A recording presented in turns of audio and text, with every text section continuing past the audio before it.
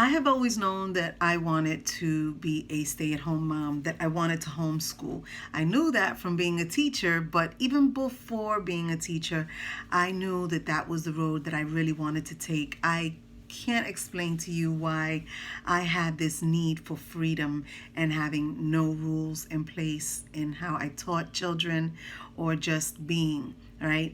It didn't seem to be in a natural flow with my cadence, with my natural cadence. And this weekend, I did a boot camp with Grant Cardone. And he talked about his children are homeschooled. And the three things that he wanted his daughters to learn were confidence, communication skills, and how to multiply. He said those were the top three things that were super important to him. And I thought about it and said, yeah, you know what? That makes a lot of sense because he wanted his children to learn how to multiply the money, right? And he wanted them to be able to speak to anybody, to have communication, which is super important. And it's kind of like knowing who your audience is, right? And he also wanted, what was the other one? Confidence. Confidence is key. Confidence is so important. How many of us adults are walking around feeling like we're fighting for our own confidence? That was another thing I picked up this weekend at the Grant Cardone event, the virtual boot challenge. It was all the answers that I came back with were I'm not consistent. And I'm not consistent because of my confidence. And I'm a very confident person, but that lack of confidence and that fighting for self-esteem is always just under the surface, you know? And that's what it came back to, that this was the reason why I haven't reached what I wanted to reach in my life. So those were the two things that I picked up from the event. But in this race to send kids back to school, I'm going to ask some parents to just chill, relax. Yeah, okay, you're doing virtual school with them, but appreciate that they are home, right? I know that there's a bunch of other things that we have to consider, the business, the work, all of those things, and how it can just be exhausting to be around your kids all day. I know, because I've been around my kids all day, every day, since they were born. But I wanted it that way. I never wanted my time to be with them to be just when they got out of school and when I got out of work, right? We as parents have a very short time with our children, a very short time. And I wanted to just maximize the time with my babies, you know, because I was excited to have them. So here are 5 reasons why you should really, really slow it down and consider keeping your kids home.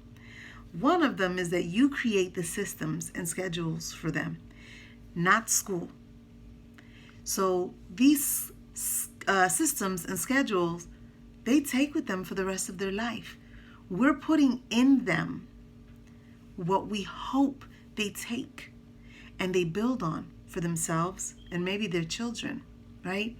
And being home with you, you get to see that, feel that, and continuously rework it as it's needed, right? No one else is doing it for you. You are doing it with your children. You're working in their cadence, right? You get to be there with them, and you get to teach them things that they're never going to learn in school. Parents are very surprised right now at what their children are learning in school. They're surprised by what they're learning, how they're learning it, and how long it takes to learn. It doesn't take 8 hours to learn. It actually takes a couple of hours to learn certain lessons, right? And then there are those lessons that just can't be taught in school, but they can be learned by life, by living, right? You can do work. You can work on your business while teaching your children business skills by including them into your business.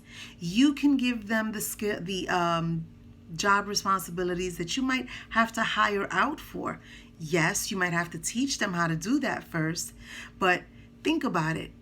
Wouldn't you rather keep the money in-house instead of sending it out? Think about all the tax positives about those things too. That's another topic though, but if you are teaching your children how to run a business and all the little components of a business, and then you pay them, you're keeping your money in-house, number one, and number two, you are giving your children skills that they can then take and parlay it into an income outside of you, while building their confidence. You set the tone. You set the tone, not school. You don't have someone else telling you what to do or telling you what your child is like. You get to know your child because you are with them.